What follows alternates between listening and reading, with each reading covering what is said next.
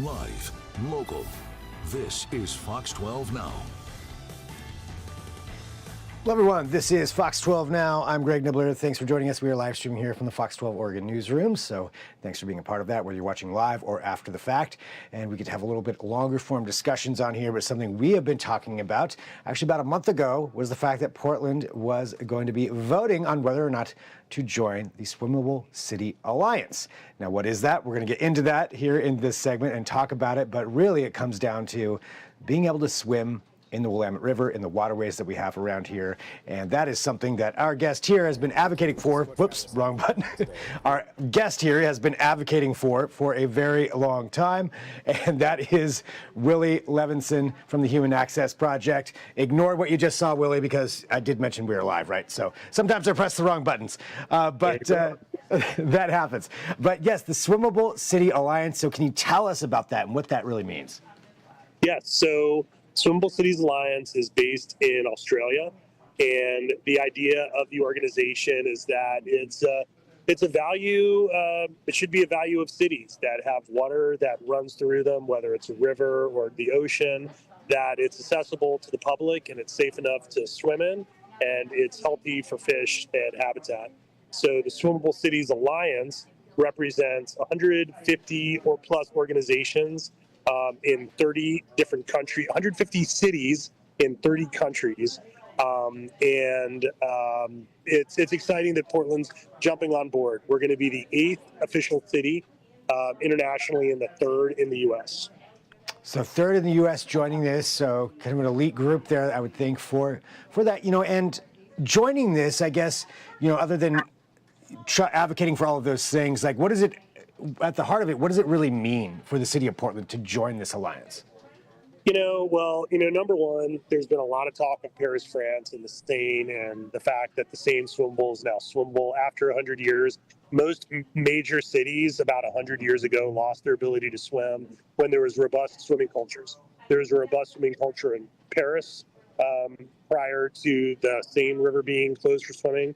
There was a robust river culture in Portland up until 1924 when we closed the Willamette for swimming because of pollution, largely from sewage pollution. But for me, what this represents is like a sister city relationship with other cities around the world that either are swimmable, aspire to be swimmable, a chance to bring greater attention to this notion. And hopefully it's going to make people curious to check out other cool cities around the world that are swimmable and just have a tight bond among cities that have this swimmability and see it as a value to the city. I love that idea of a swimmable culture, and cultivating that here in Portland and growing that to what it maybe used to be pre, pollution and all of that stuff, and now post that. When you talk about a swimmable culture, do you think this is something that could even bring in like tourists or have an economic benefit? Yeah, I'm hoping that this is an opportunity to, I really love the idea of grabbing a hold of all the stuff that Paris is doing, making people in Paris aware that it's great that they have made their city swimmable. This is something Portland has had since 2011 when we completed our own big pipe. But, I hope that there's an action from our mayor to invite Mayor Ann Hidalgo, to Portland to check out our 7 developed swim areas, and maybe our mayor can go and swim in Paris. I think anytime you have Paris and Portland in the same conversation, it's going to be good for our city. So that's just one potential outcome. But yeah, I think there's an absolute, ability for people in different cities to look at what these other cities are, have curiosity, want to see them.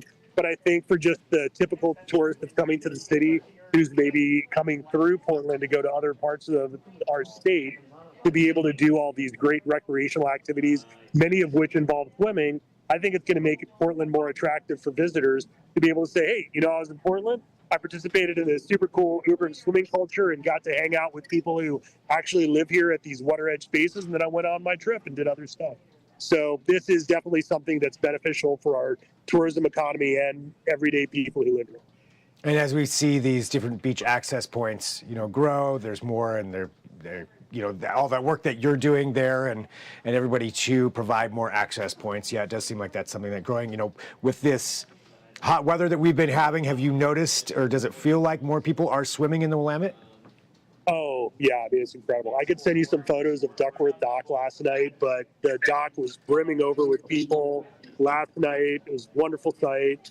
Audrey McCall Beach, we talked about our Tuesday summer splashdowns.